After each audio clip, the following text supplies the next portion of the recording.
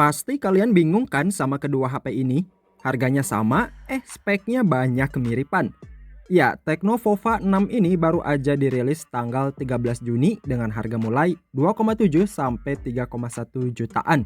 Sedangkan Poco M6 Pro udah duluan rilis di bulan Februari kemarin dengan harga 2,9 jutaan.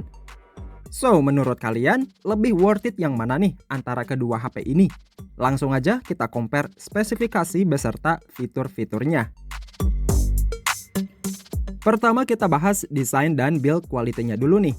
Kalau dari segi bahan, keduanya masih pakai plastik dengan pinggiran frame yang datar. Ketebalan si Tecno itu 7,9 mm, beratnya 195 graman. Kalau Poco 8 mm, tapi bobotnya sedikit lebih ringan di 179 graman.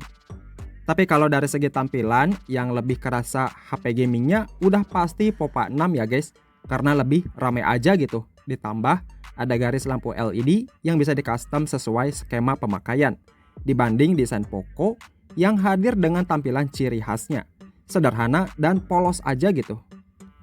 Jenis layar Tecno sama Poco ini udah sama-sama pakai AMOLED, tingkat kecerahannya 1300 nits, resolusi Full HD+, refresh rate 120Hz, dan udah in-screen fingerprint.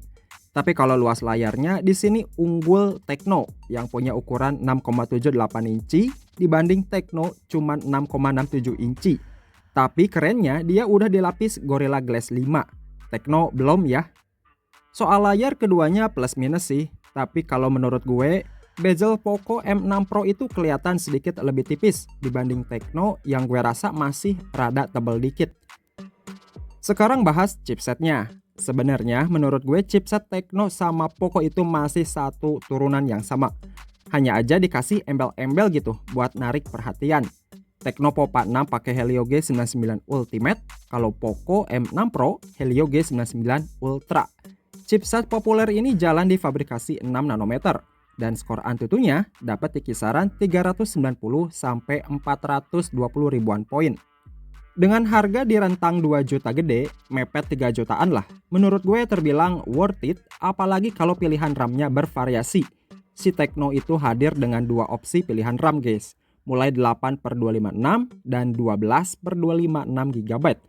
Dibanding Poco, cuman satu varian aja, di 8/256 GB ya. Kalau kalian butuh multitasking yang banyak, gue saranin ambil si Tecno aja, yang RAM 12 GB. Tapi kalau penggunaannya santai aja, mau Poco atau Tecno, RAM 8 GB udah cukup lah. Terus buat kameranya, lagi-lagi keduanya punya kelebihan dan kekurangannya masing-masing guys.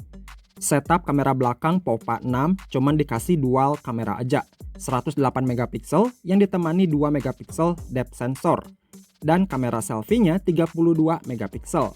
Hasil perekaman video HP ini bisa sampai 2K 30 fps, dan sayangnya belum dikasih OIS. Lalu buat kamera Poco M6 Pro itu dibekali triple kamera di belakang, yang resolusi utamanya itu 64 megapiksel with OIS, ada ultrawide 8 megapiksel, makro 2 megapiksel, dan kamera selfie-nya 16 megapiksel. Cuman buat perekaman videonya mentok di 1080 60 fps. Jujur kalau poin kamera gue lebih prefer sama Poco aja, karena setupnya lengkap dan ada OIS-nya. Padahal di luaran sana jarang banget ada OIS di harga yang sama kan? Lalu buat kapasitas baterai sama kecepatan ngecasnya nih. Di sini yang unggul Vova 6 karena udah 6000 mAh dengan charging 70 watt.